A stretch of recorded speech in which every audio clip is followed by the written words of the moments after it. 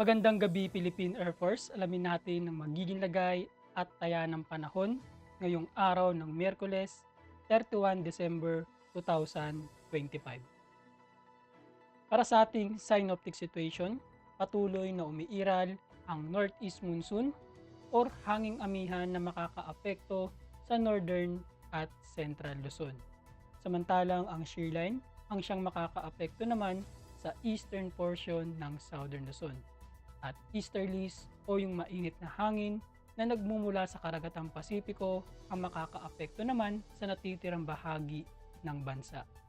Sa ngayon wala pa tayong namomonitor na low pressure area o sama ng panahon na maaaring makaapekto sa ating bansa. Dahil dito, asahan bukas sa Bicol region ang maulap na kalangitan na may kalat-kalat na pag-ulan, pagkidlat at pagkulog. Sa natitirang bahagi naman ng Luzon, kasama na dyan ang Metro Manila, asahan ang bahagyang maulap hanggang sa maulap na kalangitan na may mga tsansa ng pulupulong may hinang pag-ulan dulot ng amihan. Samantalang dito sa may buong Visayas, asahan bukas ang bahagyang maulap hanggang sa maulap na kalangitan na may mga pulupulong pag-ulan, pagkidlat o pagkulog na madalas sa hapon o gabi. Sa buong Mindanao, asahan din bukas ang bahagyang maulap hanggang sa maulap na kalangitan na may mga tsansa ng pulupulong pag-ulan, pagkidlat o pagkulog. Para sa magiging lagay at taya ng panahon sa loob ng 3 araw dito sa Metro Manila, Cavite, Lipa at Angeles, sa Biyernes asahan ng maulap na kalangitan na may kalat-kalat na pag-ulan, pagkidlat at pagkulog.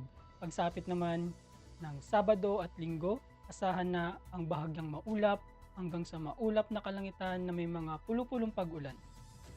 Sa Puerto Princesa at Kalayaan Island sa susunod na 3 araw, asahan pa rin ang maulap na kalangitan na may kalat-kalat na pag-ulan, pagkidlat at pagkulog.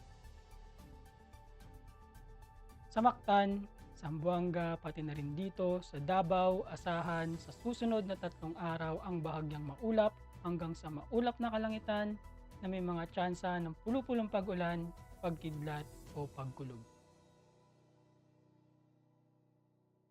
Lumubog ang araw kaninang 17:37 at sisikat bukas ng umaga ng 06:21.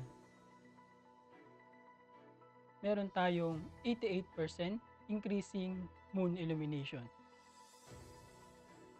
Para manatiling updated sa lagay at taya ng panahon, ipalo lamang ang Air Force Weather Center sa aming official social media accounts.